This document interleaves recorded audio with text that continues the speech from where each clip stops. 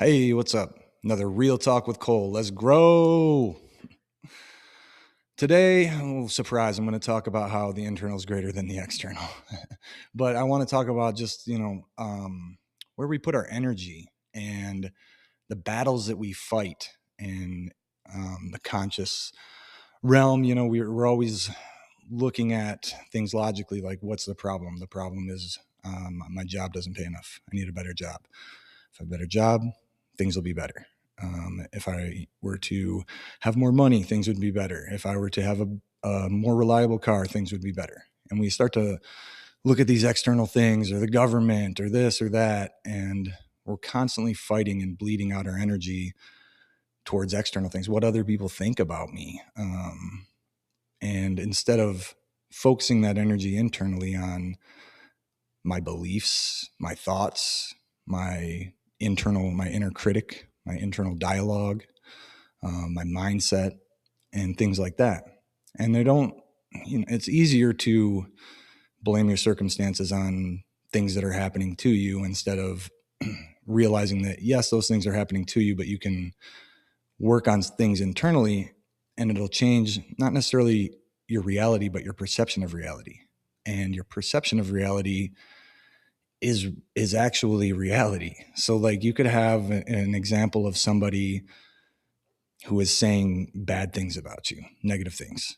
And if you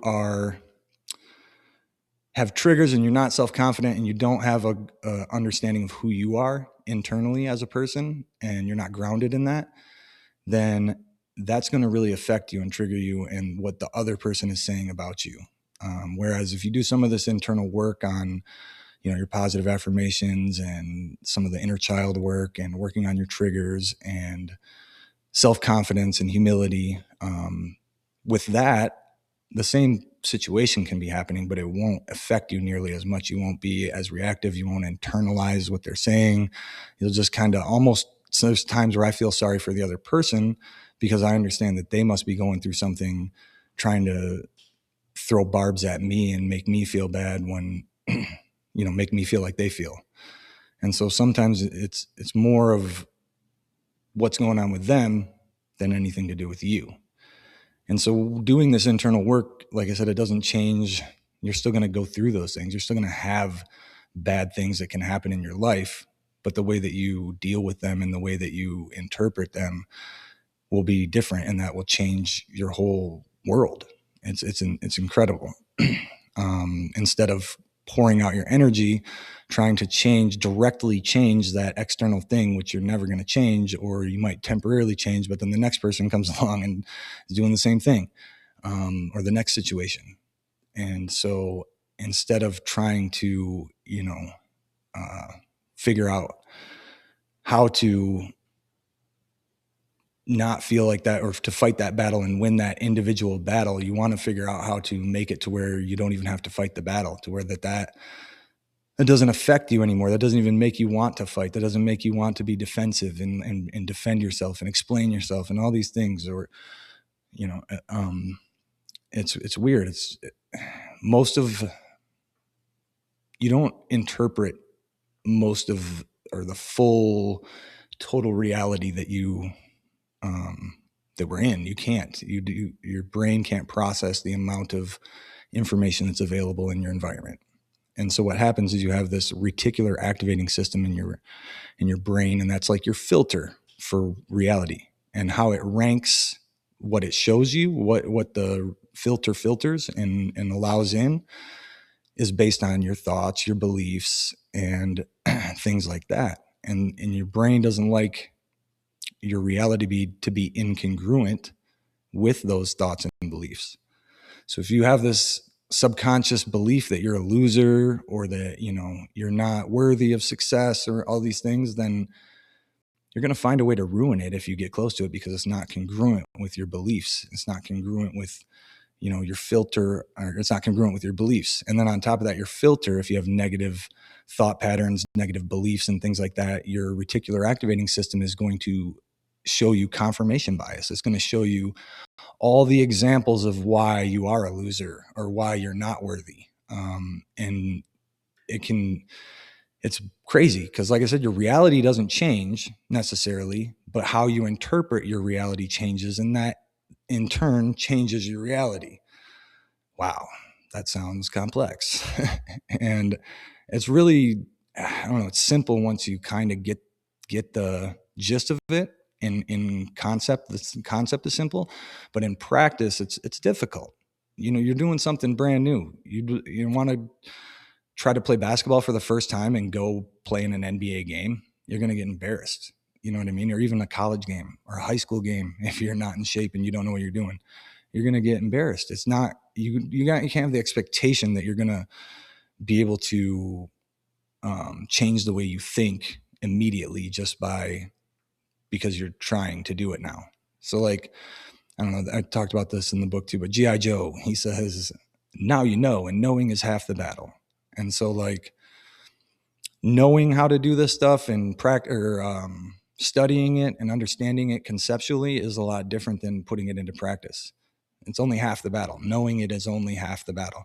The other half of the battle is doing it and consistently exercising it. And you're not going to be perfect, and it's not going to stop you from having bad situations. It's just you're going to be better at dealing with the bad situations. And here's an example that just came into my mind. I'm 42 and I used to be really good at basketball, and I could play, not really, like, whatever. I was all right. I was pretty good. But I could play, and I still have that skill and that knowledge, but the skill's a little rusty, and I don't have any conditioning. I haven't been practicing. I haven't been going through the drills. And so in turn, even though I have skill and I have some, and then even when I was practicing, I'm practicing half court and I'm just shooting, I'm practicing my shots. So my mechanics are good.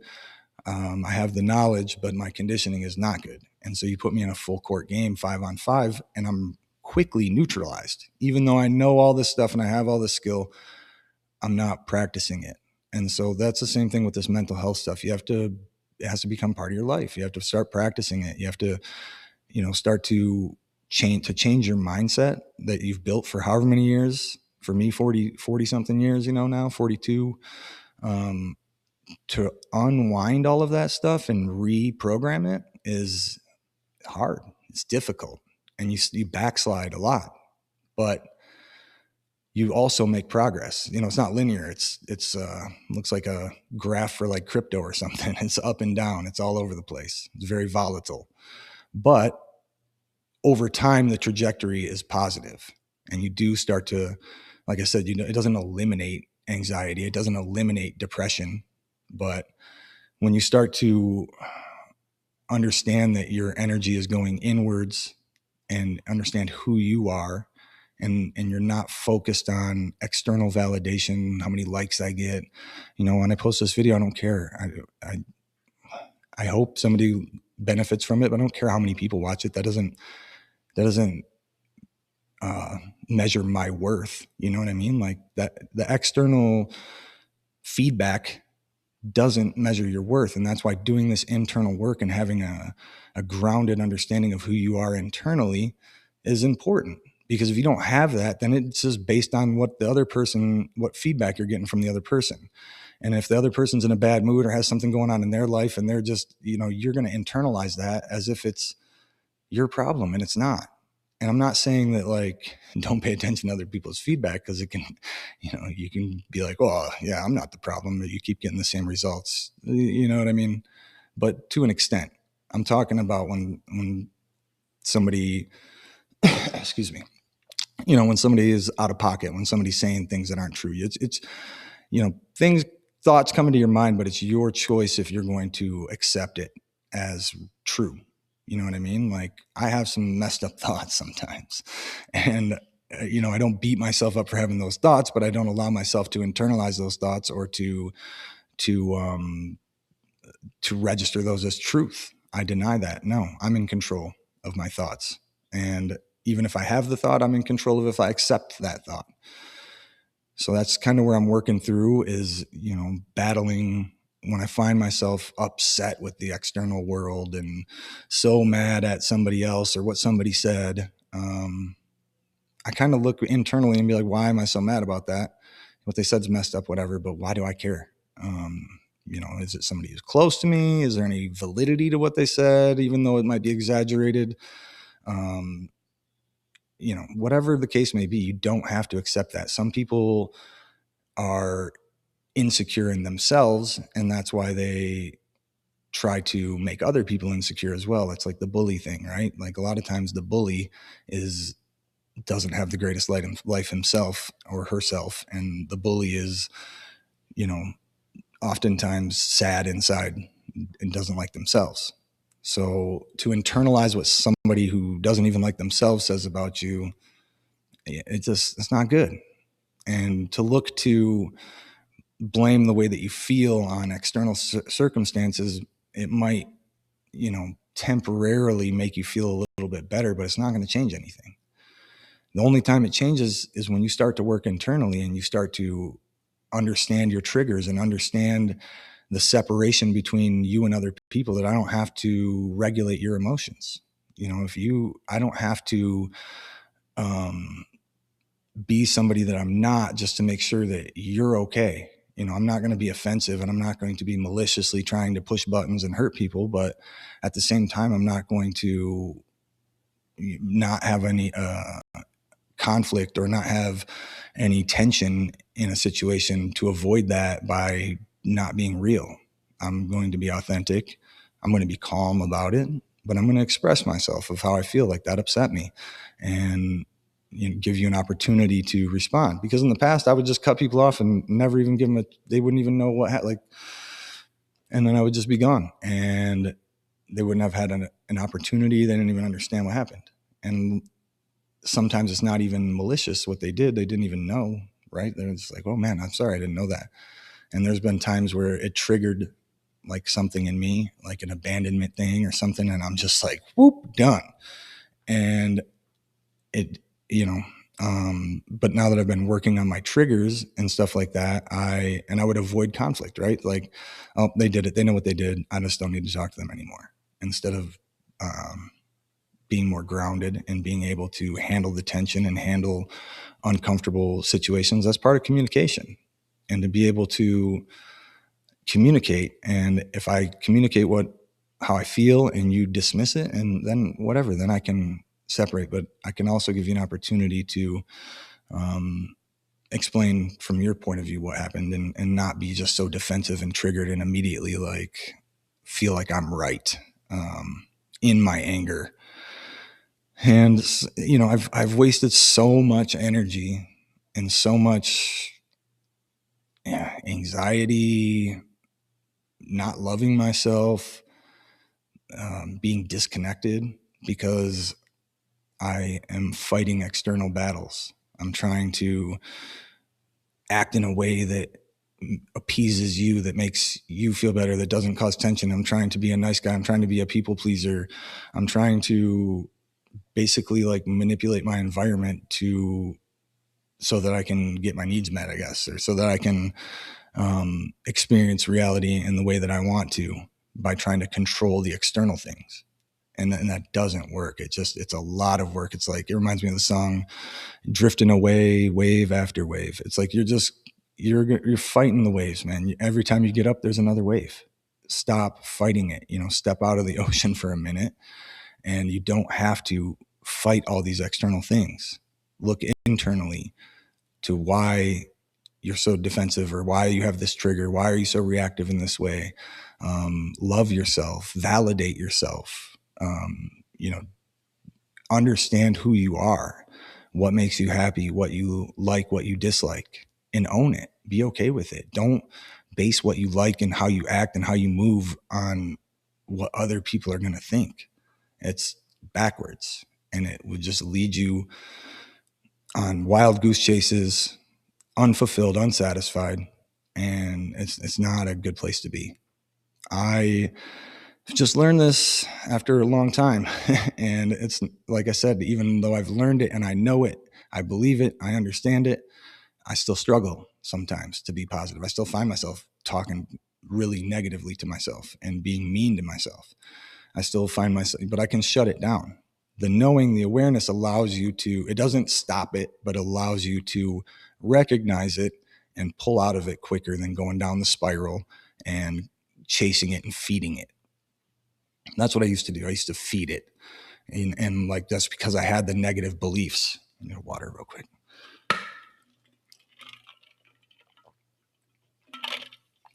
But because I had those negative beliefs, my brain would find those and then just start feeding it and feeding it. Yep. There's another one. There's another one. There's another one. And that would lead to the depression, anxiety and in interacting with people. How are they going to react to me? And all of that, the anxiety and depression has subsided a little bit because I don't care what anybody else thinks anymore. I'm just going to be myself. And I know that's good enough. I don't have to perform. And then the depression isn't as bad because I don't continue to feed it, because I've been feeding myself positivity. I've been monitoring, what thoughts I accept. And I've been purposefully and mindfully putting thoughts in my mind with positive affirmations and gratitude, and reminding myself of all the good things I have in my life. And so now my reticular activating system has been being trained to show me those things, more of those things. And like I said, my reality didn't change necessarily, but the way that I interpret it did change, and that in turn changed my reality. It improved the quality of my life. And I'm able to, like I said, I struggle. Don't get it twisted. I still have days, okay, and weeks sometimes. But if you knew me 20 years ago, 18 years ago, you would really be impressed with what I've been able to, not necessarily accomplish, but what I've been able to, how I've been able to change my energy, the way that I show up, even the way that I look. People are like, you look so much better. And actually, I'm skinnier than I've been in a long time, but my energy is so much better that it's like I'm happy. And so that's what people are seeing. And it makes a big difference. And like I said, it's slow going, and I have the chronic illness sometimes, and sometimes I still get mad at myself, but then I forget. I'm like, no, that's not true. And I reverse it. And I'm like, no, what's true is this. You are lovable. You are worthy. Your symptoms don't define you. You're so much more than that.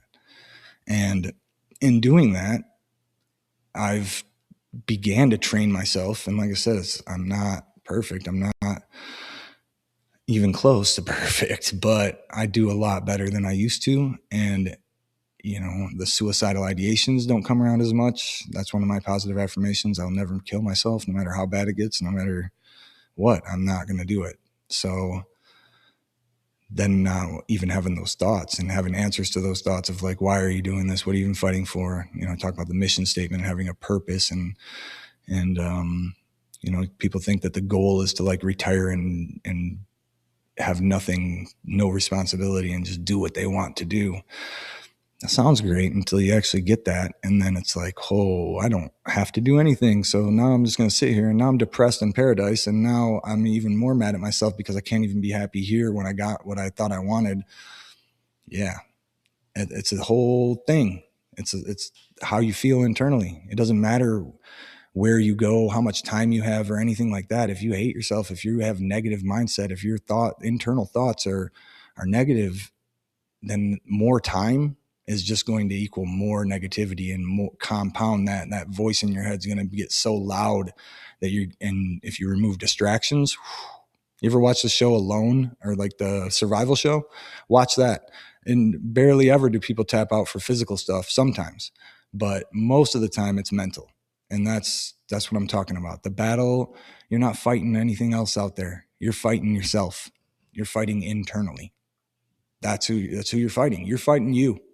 So you can get mad at everybody else. You can get mad at everything else, and you can put your focus on the external world, but then you're not even looking at the real battle, which is how you feel about yourself, how you think about yourself, how you treat yourself.